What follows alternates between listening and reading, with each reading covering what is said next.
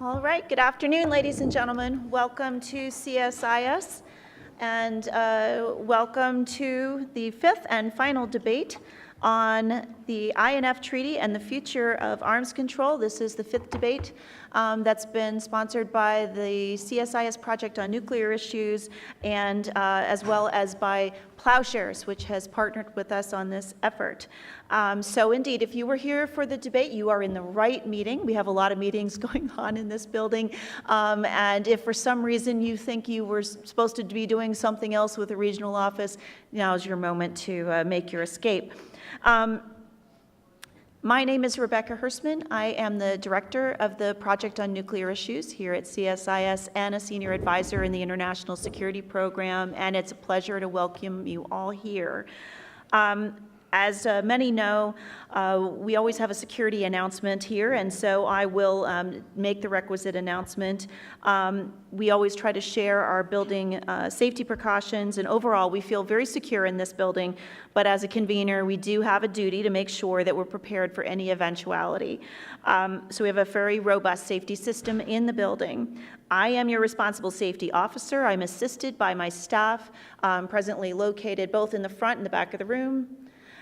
If for any reason we receive instructions that we need to relocate from this area, we will either follow and down the stairs and straight out the front door to the designated location, or we have alternative exits out the back. So please just be familiar, be aware of your environment, but otherwise I'm quite sure we will have a very successful next hour and a half. We really are excited to be here. Very much appreciate the chance we've been able to partner with Ploughshares on this effort and engage this series of debates on nuclear challenges and policy decisions that would be facing the Trump administration in 2017. The debate series has aimed to provide a forum for in-depth exploration of the arguments of both sides and even the middle of any number of nuclear policy issues, and we have some excellent ones for today. Today marks the fifth and final debate in the series. We've been really excited about how this has gone, the participation both in the room and online. We want to thank all of you for participating, thank Ploughshares for your partnership. I will take a moment to remind you that the meeting is on the record and will be available on the CSIS website for viewing afterwards, and it is also being live streamed. We are live tweeting the event from our CSIS Project on Nuclear Issues account and using the hashtag CSIS Live. So with that, I'll start with a little bit of background, make some introductions, and then we will get into the heart of the matter. So the Intermediate Range Nuclear Forces Treaty, the INF Treaty, is today at a historical juncture, the resolution of which will have a substantial impact not only on the future of the treaty itself, but also upon the future course of arms control between the United States and Russia. Negotiations on what would become the INF Treaty began in the late 1970s following the Soviet deployment of the SS-20 Sabre in 1977. A mobile IRBM whose range came in just below the SALT II minimum range for an ICBM. Signed in 1987 and following the 1986 Reykjavik summit between President Reagan and Soviet leader Mikhail Gorbachev, the treaty eliminated U.S. and Soviet ground-launched ballistic and cruise missiles with ranges of between 500 and 5,500 kilometers, their launchers and associated support structures and support equipment. And this successfully contributed to the elimination of nearly 2,700 missiles by 1991. U.S. concerns about Russian compliance with the treaty have been steadily mounting for years. The United States complained in 2012 that two Russian systems violated the treaty. The R-500, a cruise missile that utilizes the 9K-720 Iskander launcher, and a short-range ICBM. American officials formally notified Russia of a breach for developing and possessing prohibited weapons in July of 2014, and the U.S. Raised again concerns of Russia of an even greater breach of the treaty earlier this year with the deployment of the Russian SSC-8 ground-launched cruise missile. The Russians have countered calling the treaty unfair, as rivals in Asia, namely China, are not bound by the INF treaty and are free to pursue intermediate-range missiles, and they've accused the United States of violating the treaty with its unmanned drone programs and the planned deployment of Aegis Ashore in Europe and a number of other criticisms. The House and Senate have also tackled the treaty in the FY 2018 National Defense Authorization Act. Through several of the issues included in the bill on either side must be worked out in reconciliation. As of now, both bills require the Secretary of Defense to produce a report on modifying an existing missile system or developing a new system to fill in the INF ranges and provide certain types of appropriations, which differ somewhat with considering research and development in those areas. So there's a lot of concern and much to be resolved here.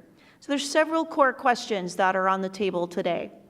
For example, while there's little agreement, and there's, I think the first question really is, are there any realistic prospects for restoring confidence and compliance with the INF treaty through diplomacy, transparency, or negotiation?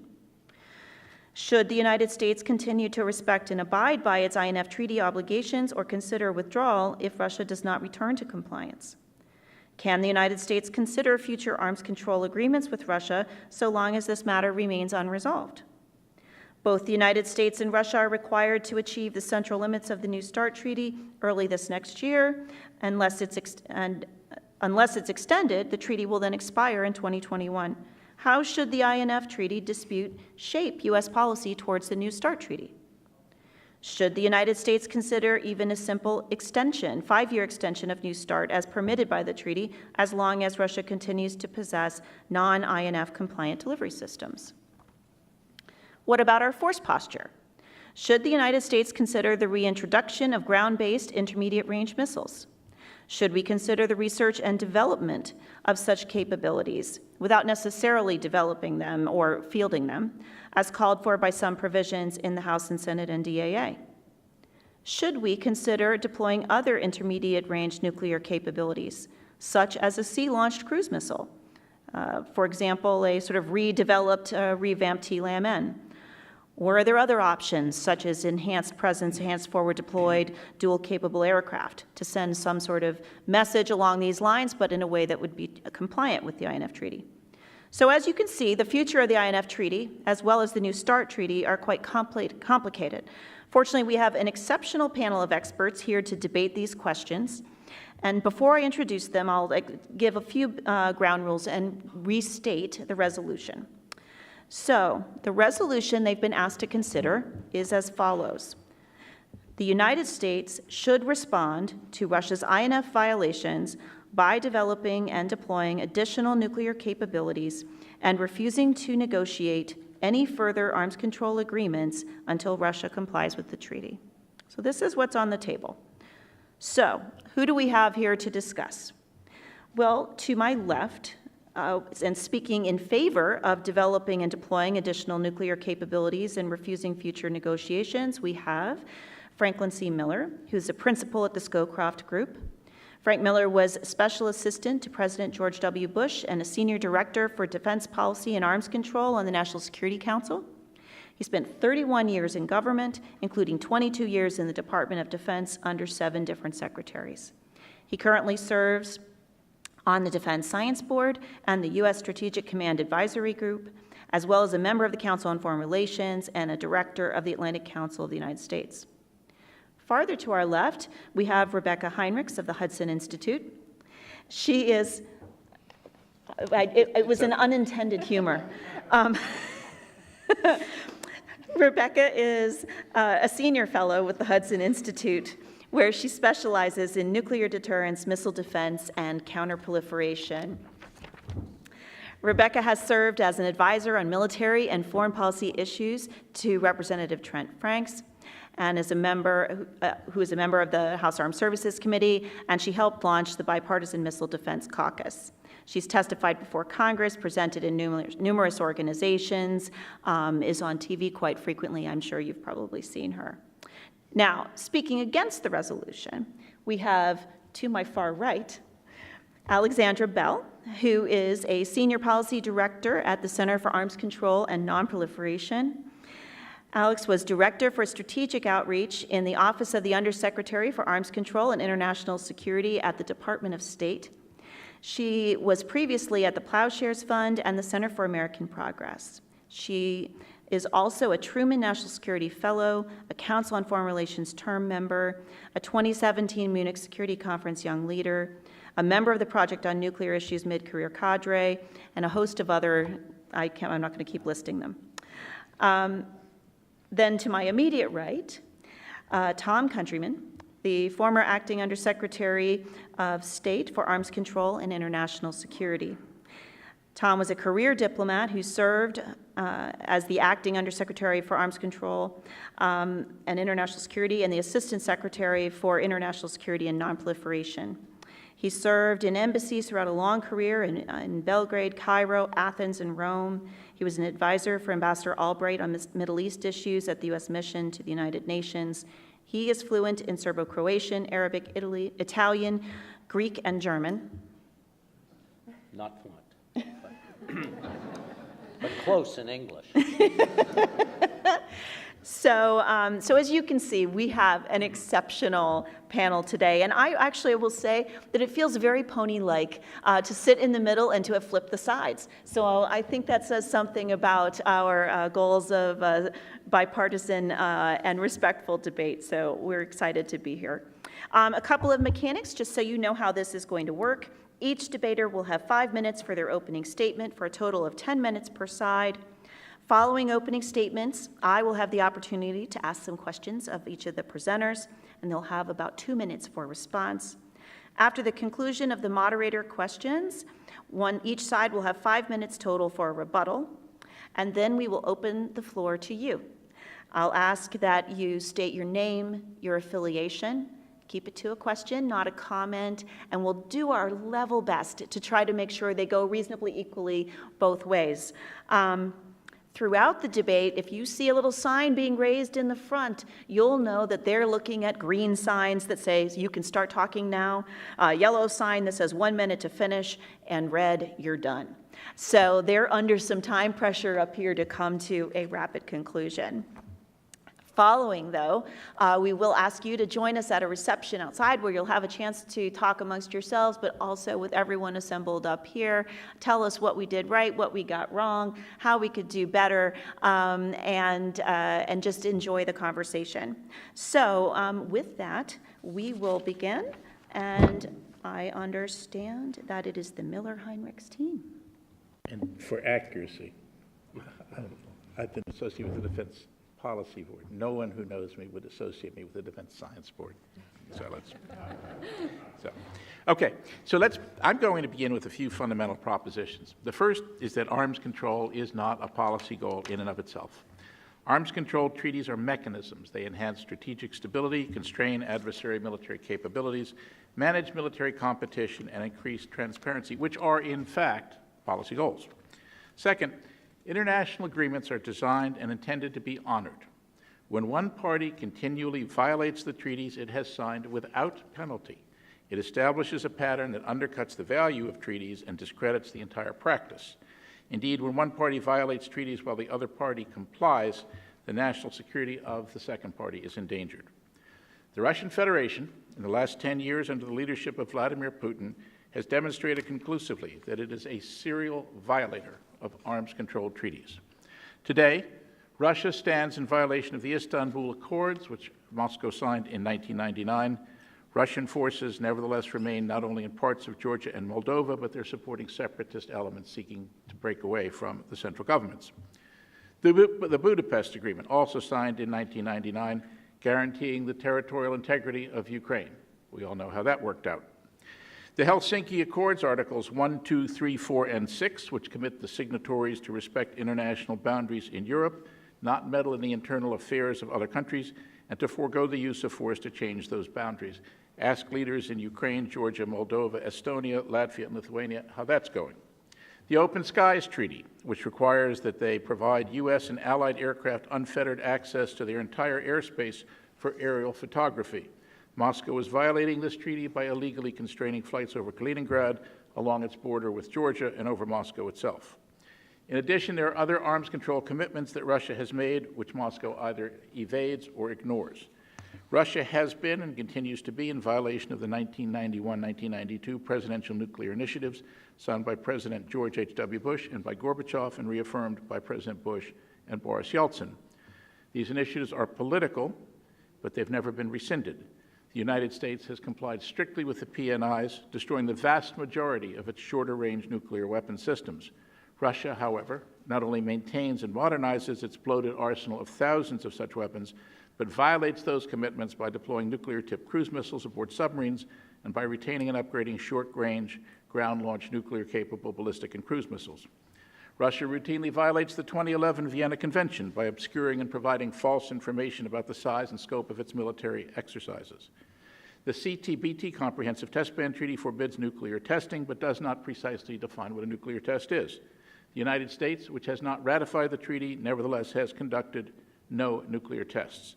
Russia, taking advantage of the treaty's failure to define zero yield, apparently continues to carry out weapons tests at extremely low yields. Finally, Russia, for decades under Soviet leadership and later under Russian leadership, has maintained an extensive biological weapons program in violation of the BWC, while stoutly denying the existence of such a program, and there's still doubt today whether the program was ever dismantled. So we come to the INF Treaty, one of two foundational treaties of the Cold War era. Russia has covertly developed, tested, and deployed a new intermediate-range nuclear-capable ground-launched cruise missile, a clear and unambiguous violation of the treaty. A decision to proceed with a program of such international significance is not the result of a rogue technical design bureau or military unit. It derives from a decision made at the highest levels of the Russian government, a decision which demonstrates contempt for both the arms control process, for international treaties and obligations, and for the United States and NATO's anticipated lack of response to this action. If the United States were to negotiate an extension to New START with these violations unresolved, it would signal that it is unconcerned not only about the INF violation, but all the other treaty violations as well, and that it does not intend to hold Russia to carrying out its commitments, and that it acquiesces in the farce of signing, and worse yet, abiding by agreements that it does not believe its negotiating partner will adhere to. If we believe the INF Treaty is meaningful, we should be working to push Moscow to return to compliance. The only way to do so is to present Moscow with unacceptable alternatives to the treaty's demise, that is, U.S. counter-deployments of a system or systems which provide a highly credible threat to Putin and his regime. This approach, incidentally, was what brought the USSR back to the INF treaty table in the mid-1980s and eventually led to the treaty.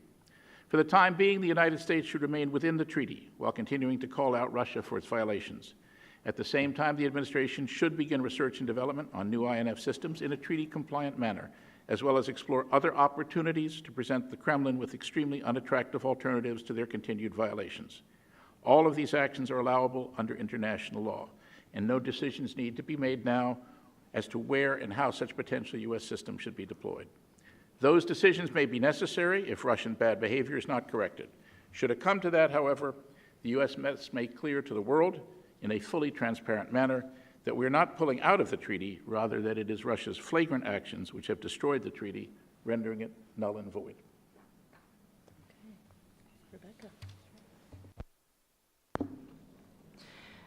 I'll go ahead and take the second part of the statement first, because it's so reasonable it borders along self-evident in my view, and that is that the United States should refuse to negotiate any further arms control agreements until Russia complies with the INF Treaty. Take that one first. This is something that I support for the following reasons. One, if Russia wants further arms control treaties to limit U.S. arms, this would be great leverage to get the Russian Federation to go back into compliance with the INF Treaty. You'll notice I will overlap a little bit with Frank and just understand that that's just a point of emphasis then. And so therefore, this should be a necessary condition for any new treaty or an extension of current treaties. Two, failure to do so communicates that while we recognize the Russians have proven themselves willing to enter into treaties to exploit U.S. compliance for their own strategic gain, and that we will tolerate more of the same while simultaneously weakening our own deterrent. Or, in the words of President Barack Obama, rules must be binding, violations must be punished, words must mean something. 3, refusing to enter negotiations with the Russians until they are complying with the INF Treaty bolsters the credibility of the treaties in which the United States is party to generally, and the United States will enforce them, thereby strengthening the effectiveness of treaties per se. This is good for nonproliferation purposes at large, something my colleagues disagreeing with the resolution profess to take quite seriously. And perhaps mostly in the interest of my friends more passionate about arms control treaties in and of themselves, if we are to build political consensus in the U.S. Senate to move forward with more treaties, we must demonstrate that these are not exercises in futility or worse, exercises in merely submitting to what the Russians want. Or in the words of, this is reported that Senator Kerry said upon finding out that the Russians were in violation of the INF Treaty, he said, "We're not going to pass another treaty if the U.S. Senate, in the U.S. Senate, if our colleagues are sitting up here knowing that somebody is cheating," end quote. And then taking the first part of the resolution now, that the United States should respond to Russia's INF violations by developing and deploying additional nuclear capabilities. As former Supreme Allied Commander General Breedlove urged, this INF violation must be answered, and I would add failure to do so only encourages further violations of INF and also may tempt Russia to increase its provocations if they will not be met with a response. The purpose of nuclear weapons is to deter large-scale war. We must start from this purpose and work from it. So the question is, does developing and deploying additional nuclear capabilities in response to Russian INF treaty violations help to strengthen the U.S. hand in deterring war? The evidence supports that it is. As my colleague Frank has ably laid out, Russia's behavior and serial violations of arms control treaties, and it demonstrates that its nuclear posture. It's relying more on nuclear weapons as the United States decreases our reliance on nuclear weapons per the Obama administration. And how the Russians have set their sights on the NATO alliance as an enemy. So I'm not going to go back through that.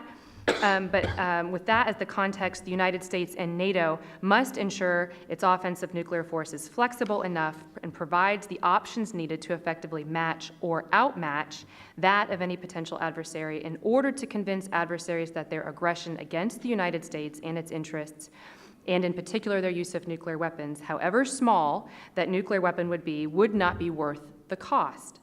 The Russians' willingness to even brandish this escalate to de-escalate strategy requires the United States and NATO to have on the ready tactical nuclear weapons as an answer to this threat.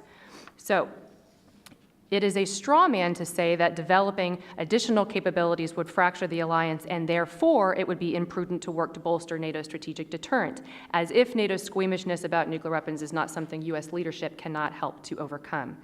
In fact, I would agree that NATO should support the additional developments or deployments of U.S. Nuclear weapons in the European theater, and U.S. leadership should work to gain political and public support among NATO allies, and that will certainly require public discussion of Russia's exercises, threats, and evidence of Russia's violations of the INF Treaty, and I'll close there.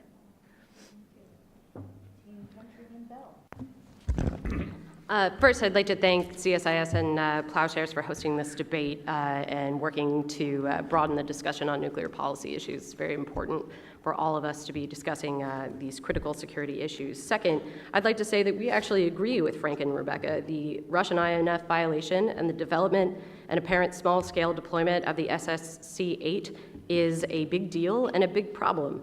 We agree that it's a bad idea to simply trust Putin, whether about nuclear security agreements,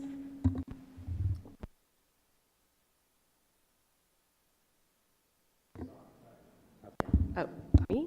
Yes. Her. Again, we agree that it's a bad idea to simply trust Putin, whether it's international security agreements or real estate deals. We agree that Russia's overall behavior towards its neighbors and the world is reckless and short-sighted. We also agree that with Frank and Rebecca in that we need a response to Russia's INF violation, and part of that response should involve military countermeasures. Here's where we differ. The United States should only break its word when there is no other possible alternative. We have a choice. We do not have to violate the INF Treaty or any of our other arms control obligations in order to respond to this Russian violation. Yes, we need a military response, one designed by qualified military planners and their State Department counterparts in concert with allies. This response should not be a bluff or a bargaining chip, and it should not push us into a position of playing Russia's game. Our deterrent capabilities include existing nuclear weapons, but also conventional, diplomatic, and economic tools. We have a wealth of existing capabilities that we can deploy to counter this violation, as well as multiple ways to respond with conventional countermeasures. The process has already begun with the European Reassurance Initiative.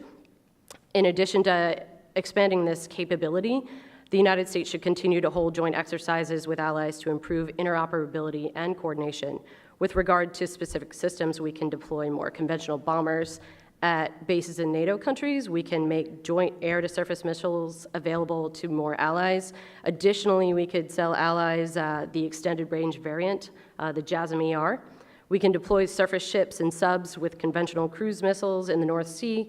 The Russians are also well aware of our ability to deploy subs with nuclear capabilities nearby. Finally, many in Congress and the administration have already endorsed the idea of a long-range standoff weapon to replace our existing air-launched cruise missiles. Certainly, that would be a long-term aid in response to the Russian violation, one that would not violate INF. It would also negate the purpose of the new intermediate-range ground-launched cruise missile, like the one being proposed in the 2018 Defense Authorization Bill. In fact, all of the options mentioned can help provide pressure as we pursue diplomatic options to bring Russia back into compliance without violating INF or other agreements ourselves. They also have the benefit of being cheaper and more flexible. Of course, any of these options need to be thoroughly discussed and coordinated with our NATO allies. Ladies and gentlemen, INF is worth saving, and we still have time to do it. And that's according to our senior military leaders. In July 2017, Vice Chairman of the Joint Chiefs of Staff, Paul Selva, stated, "Given the location of the specific missile and deployment, Russia has not gained any advantage in Europe. As of yet, that assessment has not changed. The fact of the matter is that responding to the INF violation by developing and deploying new nuclear capabilities would be militarily unnecessary, ineffective, and expensive. Further, as my esteemed colleague will demonstrate, refusing to negotiate new nuclear arms agreements until INF is fixed could serve to undermine an entire system of treaties and agreements that have helped us avert a nuclear nightmare for the last 50 years. And with that, I yield to him. Thank you. At a time when the U.S. Senate has given up the practice of debating before voting, I'm glad we can still debate here. There is a strange confluence of reflexes here, if you like, a double knee-jerk. On the one hand, a return to the instinct of many U.S. thinkers in the Cold War, early in the Cold War, to imitate every stupid thing that the Russians did, whether it built our security or stability or not. And secondly, there is the reflex of President Trump to do the opposite of whatever President Obama did, whether that makes sense or not. And it is, of course, matched by the similar desire of President Putin to undo everything that Gorbachev did. In this case, of course, it undoes one of the signal achievements of the venerated President Ronald Reagan. Now, Rebecca and Frank have not presented arguments that are reflexive. They've presented careful, rational arguments, many points of which I agree with. But it is still important to realize that we are not in a normal period where we have a president that the world trusts to keep U.S. commitments. I understand the desire for unrestricted freedom of action that motivated American generals early in the Cold War and that motivated Soviet and Russian generals today. Unrestricted freedom of action, the ability to have a designer nuke for every occasion, is tempting. But there has been a far greater and more important goal served by looking for strategic stability. And this is what has been served by arms control agreements between Washington and Moscow through decades, under 7 presidents, through the hardest times that included the U-2 incident, the Cuban Missile Crisis, the invasion of Afghanistan, and other Russian treaty violations. And this is what concerns me about the second part of the resolution. Not just that we're breaking a pattern that has served U.S. national security interests well, but all the other effects that this will have. First of all, recognize that the threat that we think we're making to Moscow with this idea is utterly feckless. In other words, they would have Washington say to Moscow, if you don't do what we want you to do, then we will do what you want us to do.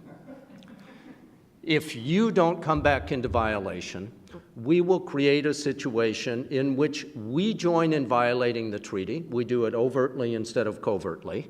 And in that case, we suffer the opprobrium of the world and are blamed for the demise of the treaty, while Russia reaps both the military and political benefits of being unconstrained by the INF treaty.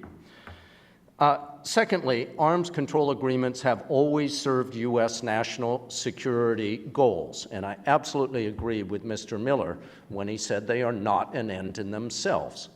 They do serve to provide an unparalleled window into Moscow's arsenal.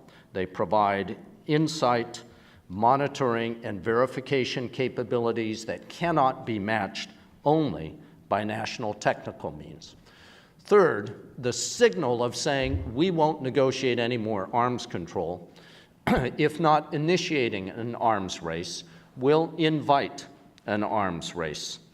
Instead of seeking steps that simply match what Moscow is doing, we should be seeking steps that will reinforce the stability that Moscow is undermining. Fourth, saying that we are no longer interested in arms control negotiations with the other power in the world, remember the two of us together have 90% of the world's nuclear weapons, is a step that undermines the Nuclear Non-Proliferation Treaty, an agreement in which the U.S., with ratification by the Senate, committed to work for reduction in numbers and towards the elimination, towards comprehensive disarmament. And in undermining that treaty, we are increasing the incentive for other countries to follow the North Korean example and develop their own nukes. We are taking away the U.S. leadership that has done so much to constrain proliferation and to ensure that we don't have literally dozens of countries around the world that possess nuclear weapons. And finally, saying we are not interested in negotiating agreements, arms control agreements, undermines the credibility of U.S. commitments and of U.S. negotiating strength in every context, not just in arms control, but in counterterrorism and in trade agreements as well. I understand the point, and I agree that in order to pass ratification by the Senate, there has to be credibility of enforcement. But the way to do that is not to simply refuse to negotiate. It is to emphasize to any partner that we have a significant hurdle in the Senate. Building a new U.S. weapon, a new U.S. nuclear weapon, is not a coherent military response. We have enough political nuclear weapons. What I want to do is trust the overwhelming conventional superiority that the U.S. has and rely on that to counter this threatening Russian maneuver. Thank you very much. Excellent statements. Have put a lot of information on the table, but it's now my turn to push a little bit on both of you. To get that started, in fact, I want to pick up on something that came up at the end of Tom's remarks to you all. Why wouldn't it be distinctly in the United States to our benefit to kind of take the high ground, to continue complying with the treaty, especially if we could augment our posture or apply pressure through other means, through additional conventional activities, or even nuclear-related capabilities that are fully compliant with the current treaty? Which one of you would like to tackle first? First of all, the treaty, in essence, doesn't exist for the Russians. They are deploying new INF systems.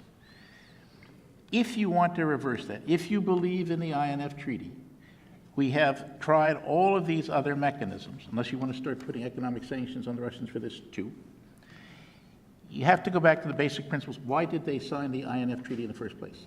The SS-20 deployments of which you spoke rose meteorically until the United States deployed Pershing II and ground-launched cruise missiles, and the Russian military decided they were in trouble and needed to cap those deployments. If you want negotiating leverage on Moscow, you must go ahead with something that now gets their attention. Otherwise, it's a unilateral disarmament measure on our part because we're letting Russia violate the treaty and doing nothing ourselves. What Rebecca and I have been talking about is doing R&D within the constraints of the treaty, and then deciding, in a couple of years, whether or not the Russians are, in fact, hopelessly going to stay out of the treaty and keep deploying their systems, or whether there's a chance for negotiations. If there is no chance for negotiations, we can then decide how and where and why we will deploy new nuclear weapons. Rebecca, do you have a quick add? Or are you? And I would just add to that, there's a spectrum of options that we have before us that do not include violating the INF Treaty. And so I think that we should exercise those options. You mentioned a couple of them in your opening statement. The Tomahawk missile, the TLAMN and Tomahawk missile, which is a sea launch missile, would not be in violation of the INF Treaty. Also supportive of the LRSO. The new stealthy air-launched cruise missile with a dialable nuclear yield, and deploy that once we have it online. These are options that we have before us so that we can use those to try to squeeze the Russians. Again, it's a nice idea just to use conventional weapons, but if the Russians are not persuaded by that, why would we do it? So we have to push on the buttons that actually are meaningful to the Russian Federation. Okay, well, let's follow through on this issue. I think in particular, many believe that the U.S. decision to deploy Glickums to Europe in 1983 was extremely significant in compelling the Russians to the negotiating table and contributed to the ultimate conclusion of the INF Treaty. Why would that not be the case now? Couple of quick points. First, that I agree there are many options within the treaty that should be pursued. What this resolution talks about is immediately going towards development of a new nuclear weapon. The Russians have worked hard on asymmetrical responses to what they see as a NATO-American threat. There is no reason that the United States' response to a Russian threat must be symmetrical. We have conventional means of holding at risk the things that Russia cares about without the introduction of new nuclear weapons. On the issue of, I agree, it worked in the 1980s, but keep in mind a couple of things. One, what worked? Arms control negotiations. It is crazy to say we are going to deploy countervailing weapons until they return to compliance, but we're not going to discuss compliance with them because that would be we're not going to get to a new agreement. Ronald Reagan believed in arms control negotiations for exactly the purposes that Frank stated, and so do I. Secondly, it was an enormous political cost for all of our allies in Europe in the 1980s. It would be worse this time. And third, Putin is not Gorbachev, and sadly, Mr. Trump is not Ronald Reagan. So let's talk about the linkages between different arms control agreements and treaties. I think this is another area of concern. Many argue that New START provides many benefits, from limiting a potential arms race, at least at the strategic level, to providing transparency and other sources of communication that contribute to stability. Wouldn't we be losing far more than we gain if we try to hold New START hostage to INF? Shouldn't they be treated in their own right and separately?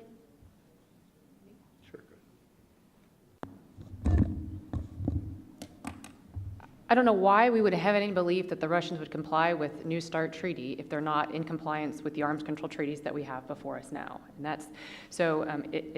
Again, I would go back to my opening remarks and say that I believe that New START, as it is now, there's already evidence that the Russians may not be in compliance by the end of the deadline. But let's say that the Russians, we have deemed that the Russians are complying with the New START treaty, although I I have seen flaws with the New START treaty of itself. But my purpose here in my opening statement was to show that it wouldn't make any sense for the United States to assume or to presume that they would be complying with that treaty if this other critically important treaty is not being enforced. So I would put pressure on the INF treaty, and I would look to New START and bring it to the Russian table and say, look, if this is something that you would like to extend, it's in your own interest, then we need to shore up the other treaties that are currently not being followed. The Russians have violated every arms control treaty we've signed with them, with the exception of New START, and as Rebecca says, there's time for that to happen too. It is living in Never Never Land to believe that they are currently abiding by arms control treaties. They have broken those treaties. If we signal that we're prepared to sign or extend New START, we're saying we don't really care that you've broken all these other treaties. It doesn't matter. Don't worry about it. We're going to sign another treaty, and you can violate that too, and we will abide by the treaty. That is not a way to conduct diplomacy. All right, let's tackle that one. So what good are treaties that are not enforced? How can we have confidence in negotiations that don't result in compliance? Ooh, I don't even know where to start on this one. So we don't assume anything. We have verifications. We have inspectors on the ground. With New START, we have thousands of notification exchanges. Every year we have 18 on-the-ground inspections, and despite whatever rumor mongering goes on in various columns or blogs around town, Russia is in compliance with the New START treaty according to our State Department, our intelligence community, our Defense Department, and the Joint Chiefs of Staff, period. So in the general idea that Russia cheats on anything, so we shouldn't try at all, yes, they spend a lot of time struggling against the constraints of the international agreements of which they are a part. That's a problem. But the bigger problem in my mind is a Russia completely unconstrained by treaties or agreements, with Putin free to build up arsenals to his heart's content. When it comes to BWC, do we have concerns about their record of their Soviet biological weapons program? Yes. Are they building an offensive biological weapons program right now today? No. So there's got to be differences for, that fact of that matter. Chemical weapons convention is a problem for both the U.S. and Russia. The U.S. has not met its destruction limits, and I think the Russians are actually a bit ahead of us on that. We can fix treaties. We have fixed treaties. It's a matter of being willing to do the hard work and not just basically demand that everything be fixed all at once and throw the baby out with the bathwater. I'm not willing to take that risk on weapons of mass destruction. No, simply that we have means to verify New START compliance. And this debate today is about INF, not about New START. But I don't presume that the Russians are in violation. We have complaints against each other, which are addressed in the bilateral commission. And I think it is unwise to preclude the possibility that we would extend the one treaty that is working, that both sides agree is substantially being met, and that provides for our national security. Okay, I'm going to do one last question to each side, and then we'll turn to rebuttals and then questions from the audience, so you can start to get thinking about what you would do. Team in favor of the resolution. It seems that our allies may have very little enthusiasm right now for a robust, especially a nuclear-related buildup in any way in Europe. How would you, suggest to actually overcome that, to implement what you suggest? And don't you believe there is a significant risk that if NATO cannot be persuaded, which seems like it could be difficult to take such significant steps, do we run the risk of simply spewing empty rhetoric on which we cannot deliver? No, I think it is. It is necessary that we persuade our NATO allies that not only is deploying additional nuclear-capable weapons to the European theater, that it's in their interest, that it's there to deter war, that it's there for their own safety, it's there for the bolstering and building the security of the NATO alliance. All of this requires great American leadership, which has been absent, or I would say has been not there to the extent that it should be over the last 8-9 years. And so I think if we actually were making these arguments to NATO that this is a good idea, that it's in their interests, and then publicly, rather than just privately in rooms talking about the threat that Russia posed to the NATO alliance, making these public statements, actually calling out Russian violations more forcefully, I do think that we can actually persuade and move the needle so that our NATO allies understand that this is actually in its own interests and will strengthen the NATO alliance. Again, the options that Frank and I have put before us do not violate the INF Treaty. These are options before us on a spectrum of capabilities that, one, they're not just ideas that we think would be neat to convince Russians. These are ideas that the Russians would actually find persuasive to force them to go back into compliance, which is why these are the levers we have to pull. You made the assumption that we're talking, we said we should do research and development, not deploy. Second, as you pointed out in your remarks, we might well choose not to go land-based in Europe. We might choose to go TLAM-N and F-35Cs on carriers in crisis deployments. So we're not locking into anything, but we're saying, if you believe in arms control, we can talk about deterrence in the closing comments, if you believe in arms control, you've got to bring them back into compliance with the treaty because everything else has to date failed. And again, there are all the other treaties that they've violated. Okay. Just a quick word on that, which is if I absolutely agree that we should have been even more forceful during the Obama administration. We had a very crowded Russian agenda that included violations by Russia that Frank has already enumerated. And this is a good moment to press harder. But a harder diplomatic press means convincing our allies. And that also means having a president who is more willing to see Vladimir Putin as a national security threat than he sees the mayor of London. Okay. Let me ask you all a question then along these lines. So, you've expressed a lot of confidence in the New START Treaty. As we approach the requirement for implementation along the lines of the central limits, would your views substantially change on either account if it turns out that Russia does not meet the targets, which they're off to some extent now? If those targets are not reached, how would that change your calculus of what you've discussed so far? I would assume that the administration would have an interagency discussion that takes into account both the military and diplomatic implications of that and, decide how to move forward. Is New START still worth pursuing? Should we continue to push to get to those numbers?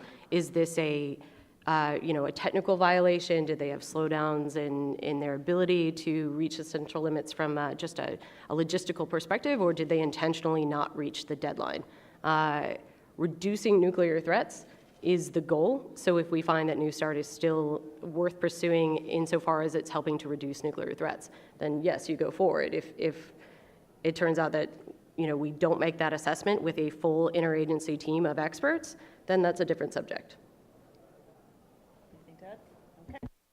All right, with that, we will turn to the rebuttals, so they can have anything I didn't manage to throw back to one side or the other in my questions. You'll have a chance to pick and choose, but you'll have to do it quickly.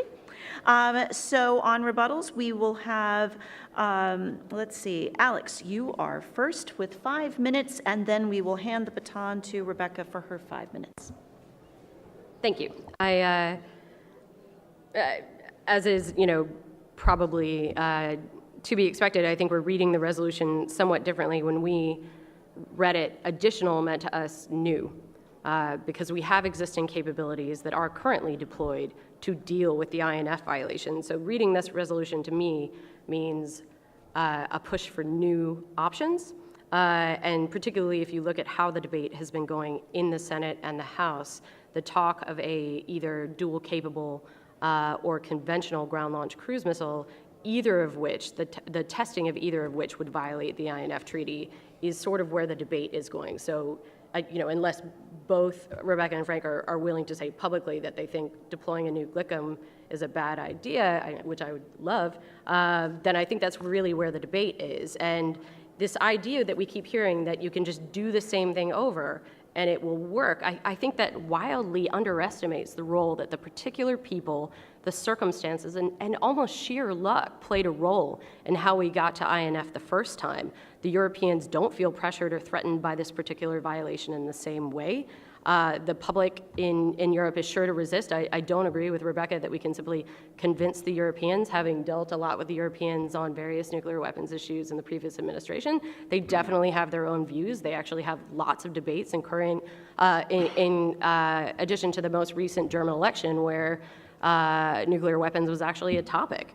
Many of our allies, both governments and their citizens, don't necessarily trust President Trump, and unfortunately he's giving them good reason not to. So we don't have a lot of legs to stand on.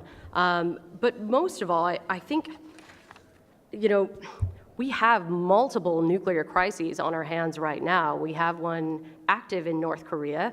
We have one potentially erupting in Iran if we abandon the JCPOA, another place where the U.S. would sort of lose credibility as far as its adherence to international agreements and being a leader on nonproliferation. But adding a third one of expanding nuclear capabilities in Europe and provoking the Russians into a worse situation is dangerous. It's to, assuming President Trump can play chess, I have serious doubts about his abilities to play Candyland at this point. So I don't think this is a good move for the United States to be making.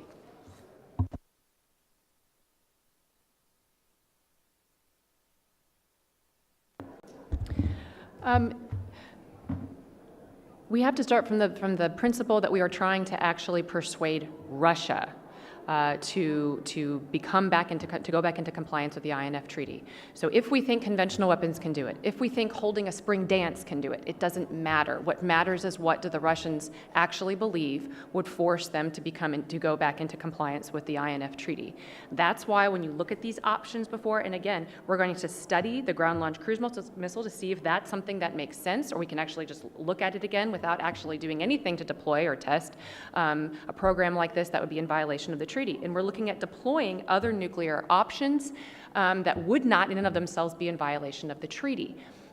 It would be nice if we didn't have to deploy nuclear weapons, but that's not what this is about. This is about actually deterring conflict. This is about looking what the Russians are doing. This is about looking at how the Russians understand this escalate to de-escalate is highly destabilizing.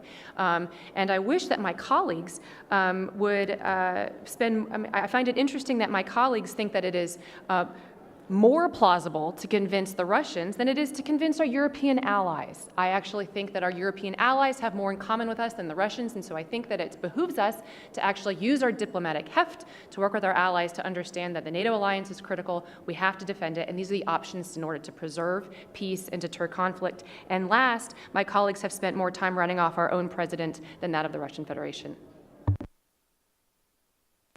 Okay, with that, we're going to open for audience questions. I'll be circulating the mics. I am going to make one request. Will, could we please ask someone next door to check in?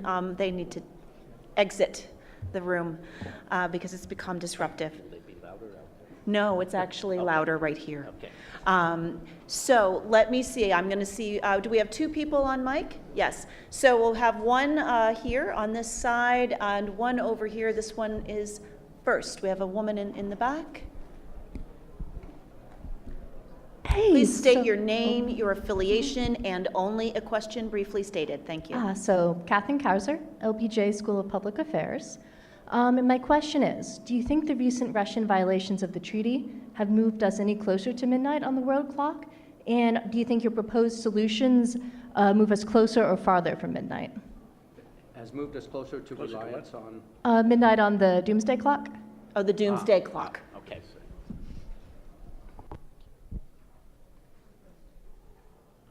It's got nothing to do with the doomsday clock. Look, the only thing, if you want to talk about the doomsday clock, the fact that the Russian Federation rejected President Obama's call to reduce its reliance on nuclear weapons has fielded a panoply of new INF systems short-range systems and is in the middle of a massive upgrade of its triad.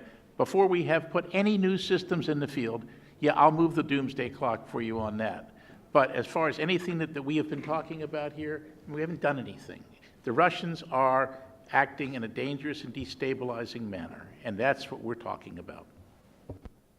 I largely agree with what has just been said. The even more concerning to me than this deployment, which is plenty concerning, is the fact that the Russians have not only reintroduced the concept of tactical use of nuclear weapons, the insanity of so-called escalate to de-escalate, but that President Putin has returned to something that U.S. and Russian presidents gave up decades ago, which is talking about nuclear power being the measure of the country's greatness.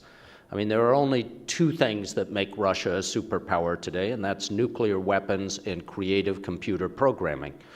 But it has brought us closer on the doomsday clock when the Russians talk about a new nuclear doctrine. What is interesting to me that we haven't discussed yet, I was concerned in my previous position in the State Department about a violation of a treaty. That is huge. That is significant. But what we haven't discussed is how much is this deployment an actual military threat? I don't mean would they use it. I mean, what new capability does it give them to which we must respond? And my view is that we should not overreact to something that gives Russia only a marginal increase in capacity that we can meet elsewhere, and we should not overreact by abandoning decades worth of valued arms control arrangements. I had one over here. Thank you. Stand. Yeah. Greg Tillman, a board member of the Arms Control Association. 30 years ago, the Soviet Union was in clear and unambiguous violation of the Anti-Ballistic Missile Treaty, blatant violation. The U.S. had detected it 5 years earlier. From everything that Frank and Rebecca said, I would have to assume that your advice to President Reagan would have been, do not sign this treaty. And I wanted you to explain to me how your logic is any different other than this treaty was a terrible precedent-setting mistake by Ronald Reagan. Look, Greg, you were there. The ABM treaty, the ABM treaty was at that point sui generis. We're talking about 7 or 8 arms control treaties that the Russians are violating today, blatantly violating today. What we are talking about is trying to bring them back into compliance with those treaties. We are the arms control advocates at this table. So, I mean, don't confuse us with the ABM treaty and what had to be done in Europe. There were circumstances then where we needed to stop the SS-20 deployments, and the only way to have done that was the Pershing II and the ground-launched cruise missile. There are lots of people in this room who are part of that. Nobody believes that the Russians would have come back to the table after they walked out in 1983 if they had been also able to stop the deployments through their compromise and their political maneuvers in Europe. If the Pershing and the Glickam had not shown up, there would be no INF treaty. So what we are doing is taking a page from the Reagan book and saying, give them unacceptable alternatives and let them get back into the treaty. And that's where it ties in with the last statement made over here by my colleagues, who said that if we do find out that when the deadline comes for New START that they are in violation, regardless of the reason, that if we sort of look and see that it still is in our interest to keep the treaty, that's not how arms control agreements work. Again, to quote President Obama, rules must be binding, violations must be punished, words must mean something. If we are actually going to use any sort of arms control at all to get a handle on this stuff, then we actually have to look at what the words of the treaty say and force that compliance hard. This isn't something like we have a treaty and then we just sort of look at it and figure out if it's close enough for us. That's not how we comply with the treaties, and so it's not in our self-interest to allow that kind of violations by our adversaries. Okay, let me capture it in the next question. Because I'd like to see if someone has a question for Team Countryman Bell. Very good, we'll take it up here. Picking up, I'm Hank Gaffney. I was in at the beginning of the whole Euro missiles business. But thinking of what Tom said, what do we know really about this SSC-8? For right now, the Russians have gone wild with caliber missiles and putting them on everything. Every one of them could be nuclear, presumably. In my own research on the Iskander missile, I found no reference to a nuclear capability. So I'm not even sure the SSC-8 has one. And I would like a comment on what I saw I think it was Joe Cirincione said the other day. Okay, the question is, do we really know this caliber missile as the SSC-8 and what its length is?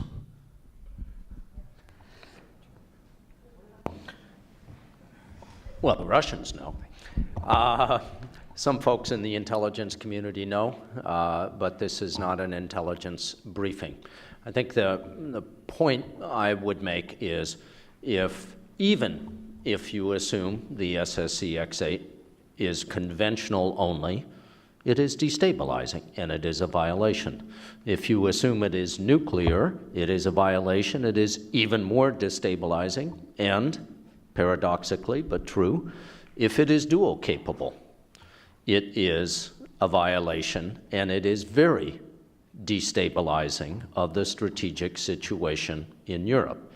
Now, that's not the same as saying it gives them a broad new set of options. It may or it may not. We haven't really discussed that today. But it is a violation, and that is, as Frank and Rebecca have said, what should concern us.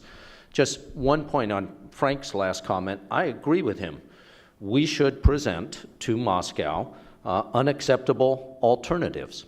What I disagree with is the statement here in the resolution that unacceptable alternative is necessarily and exclusively a new nuclear capability.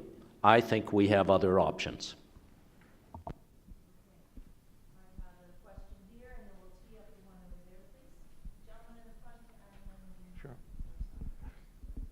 Yeah. Augustus Salzona. I'm a private citizen who happened to be an advisor to the Trump for President campaign. My question is for whomever cares to answer this question, but basically, if you were president now, how would you convey, maybe one paragraph or less, or maybe even in a tweet, what you think convey to the American people to take your position on this, and at the same time keeping in mind that you've got, I know this town, given all the fake news and leaks, sort of keeping that in the back of your mind, how would you sort of overcome that after you put your tweet out? Whoever cares to answer it. I wouldn't deal with this problem by tweeting, first of all. Second of all, I think that what we should do is begin working with our NATO allies. I think that we begin getting serious in using American leadership with our NATO allies. We come up with a plan and a strategy while having clear eyes, not rose-colored glasses about the threat from the Russian Federation. And then we develop some options that NATO is happy with and understands that would preserve the security of the alliance and deter Russia.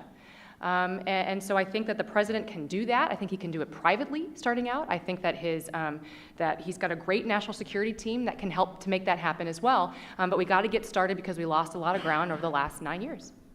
8, 9 years? Yeah, we do have diplomatic options. We need to get more information out about the nature of this violation to the allies and public in a way that does not put the sources and methods at risk.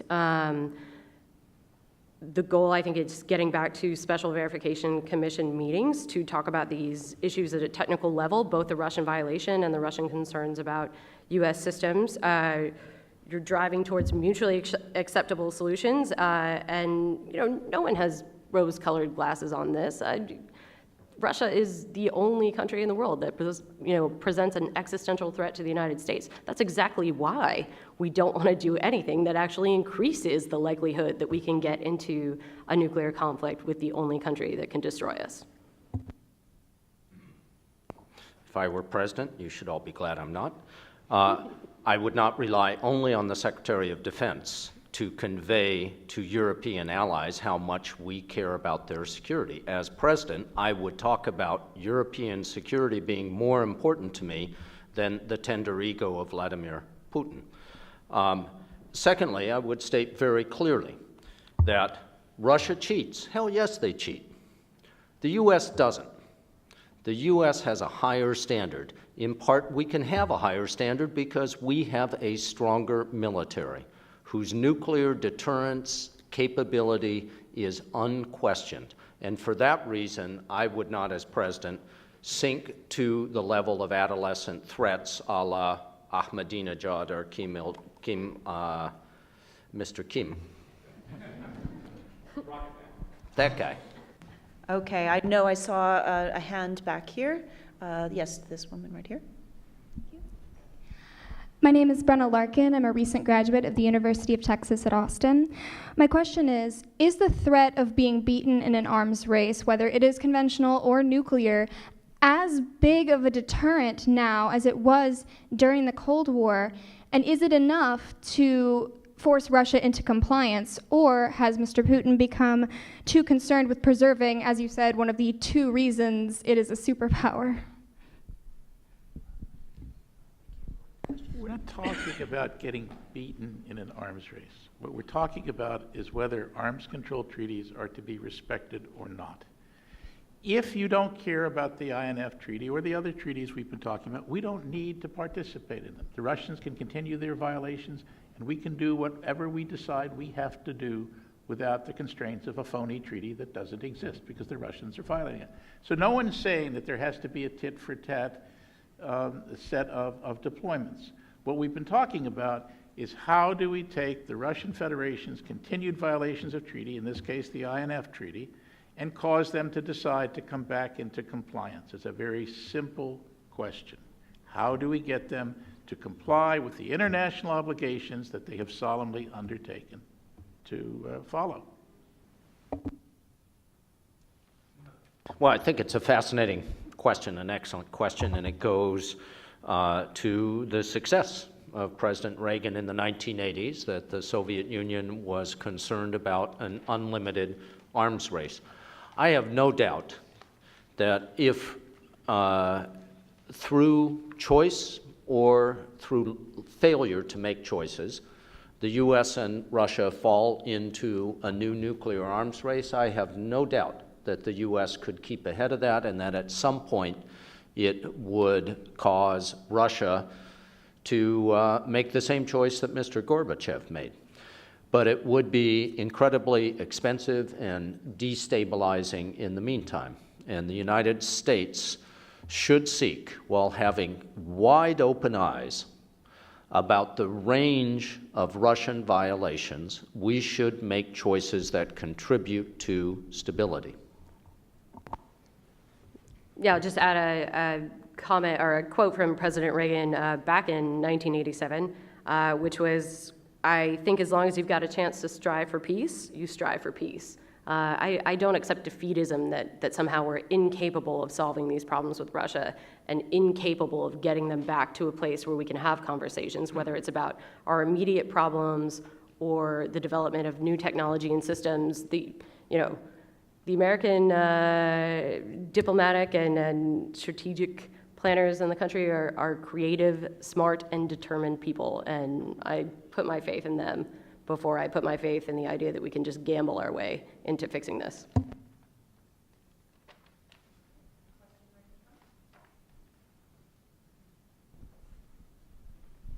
Thank you, Paulina Senegal, CNS. The first question is, why do you think Russia rejects violation of the treaty? So there are some considerations and reasons. Why do you think Russia rejects that it has violated the INF treaty? And first, and the second, are there direct evidence that SSC 8 violates the INF treaty? Thank you. Just why does Russia, got it? No, just, so why does Russia believe they're not in violation? In other words, can we express some perception about what they think from the other side, and do we have any particulars on that particular system? I think kind of sums it up. Do you guys want to respond? Yeah. It's not in their interest to come right out and say they're violating the INF treaty, so they're lying. The Russians are they are trying to get away with violating the treaty, and as long as the United States does not respond and force them to comply, they are getting away with violating the treaty. So they can continue to say that they're not. But again, there is objective reality, and we know it's been the Obama administration said that they were in violation. We have more evidence that they continue to violate the treaty. So this is a known thing. It's not really up for a question. It's not really disputed that the Russians are in fact in violation of the treaty. I largely agree. They don't want to say so because they don't want to admit it, and that's it. It is, of course, a cost if you come right out and say that you are choosing to walk away from an agreement despite the fact that you have no reason to do so in the clear text of the agreement. And if the U.S. does the same thing with the JCPOA, it's incredible to think, but we will be at a position of moral equivalence with Vladimir Putin when it comes to respect for the integrity of agreements. I'll just reiterate that it is still the assessment of our military that this development and deployment does not yet present a threat of military significance.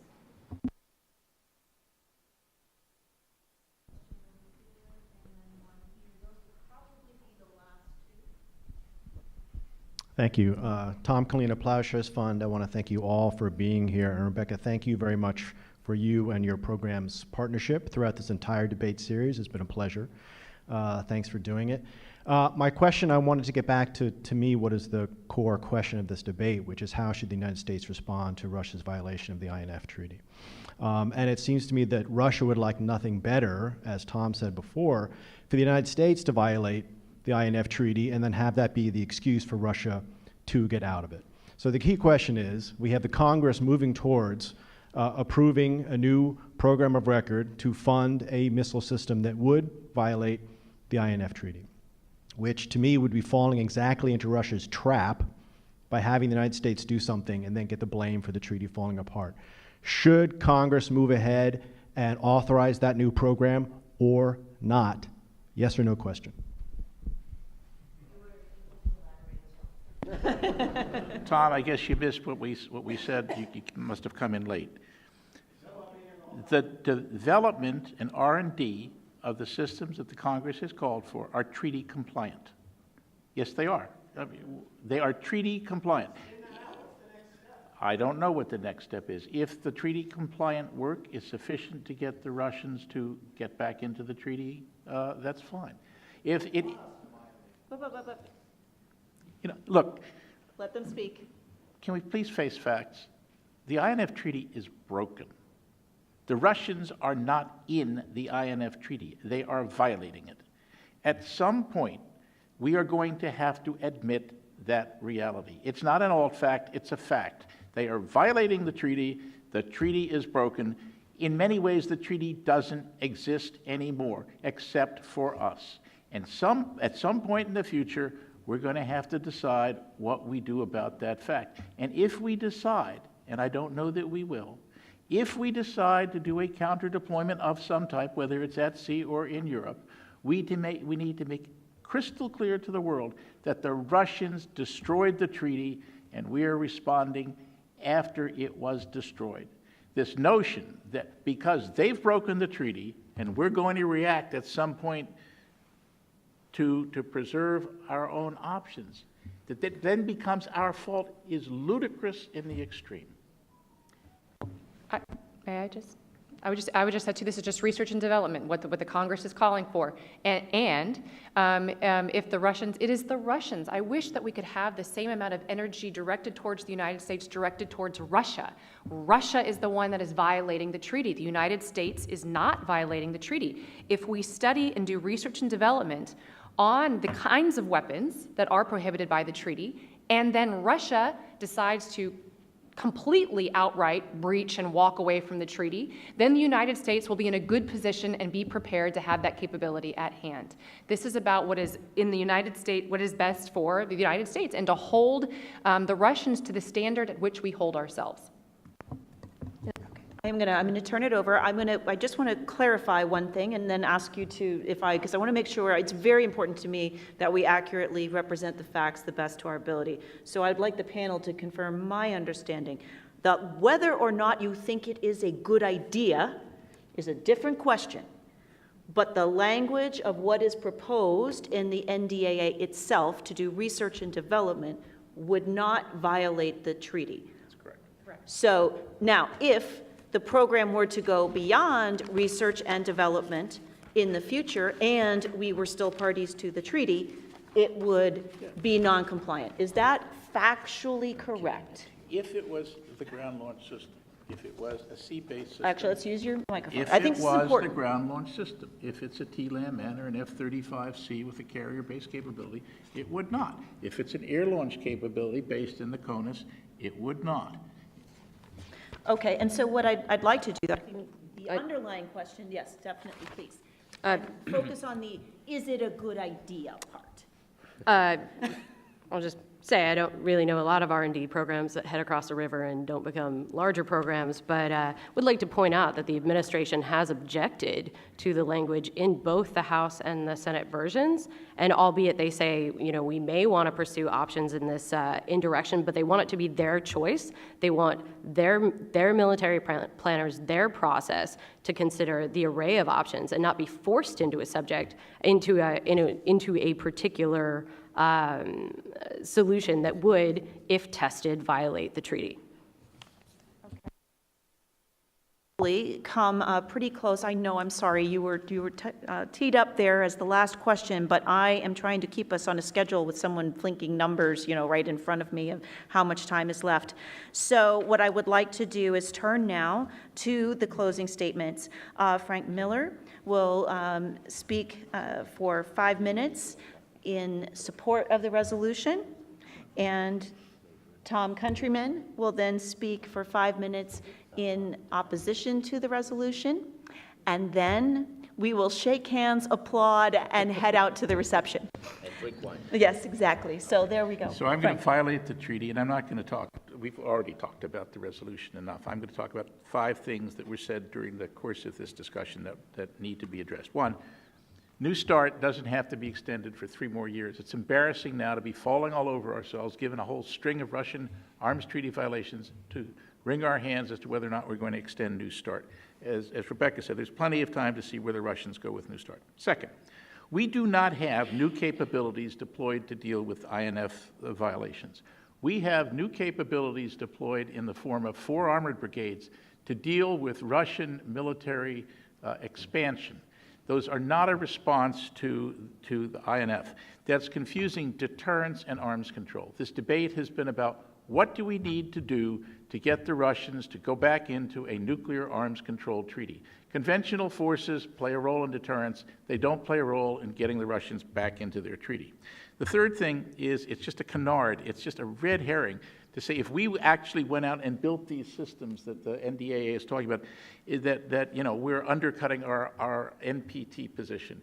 The Russians are turning out new ICBMs, SLBMs, SSBNs, bombers, and cruise missiles. The Chinese are turning out new SSBNs, new ICBMs, and new SLBMs, and new bombers.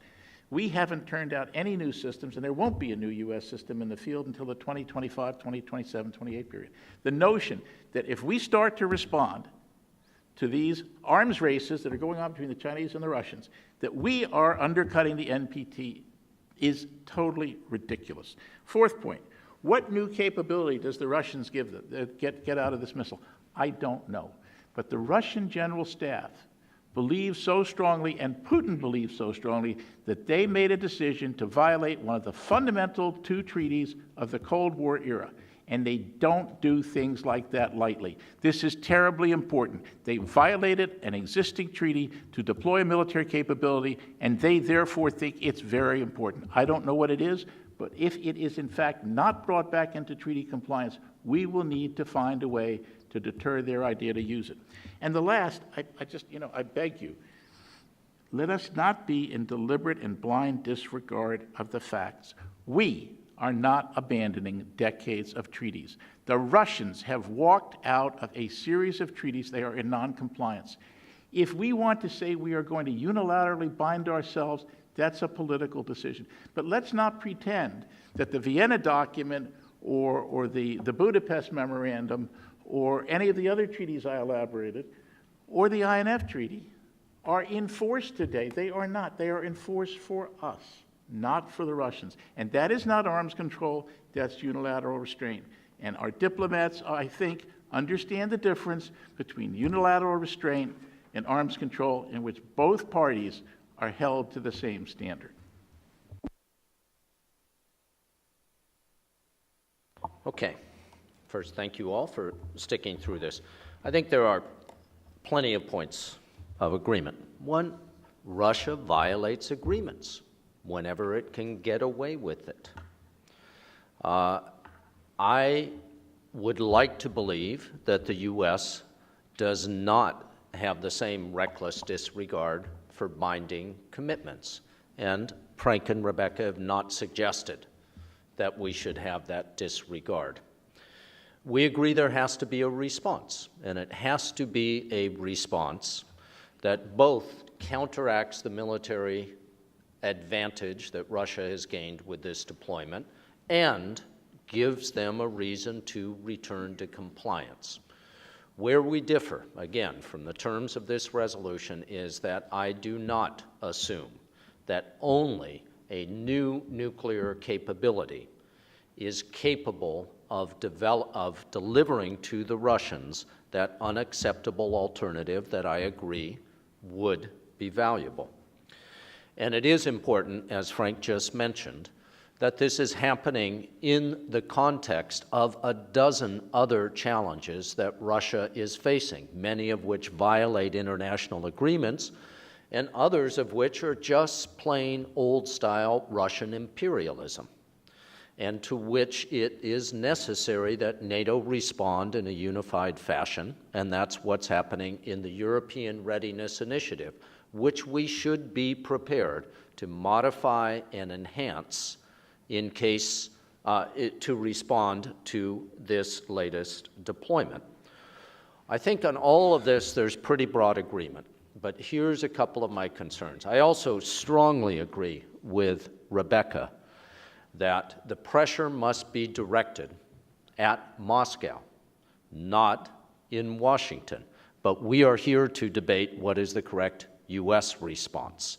I am disappointed that Europeans, who are the actual targets of this new weapon, not the U.S., Europe, have not done more to press the Russians on this publicly and privately.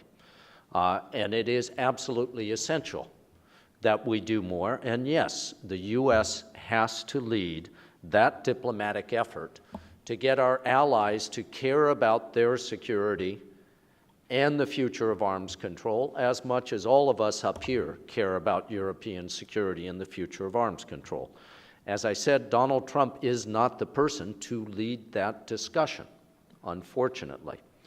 But I do believe in the extraordinary capabilities of both some cabinet members and of professionals at the Defense Department and the State Department to help our European allies recognize how important this is and to exert the kind of diplomatic pressure that may bring Russia into compliance.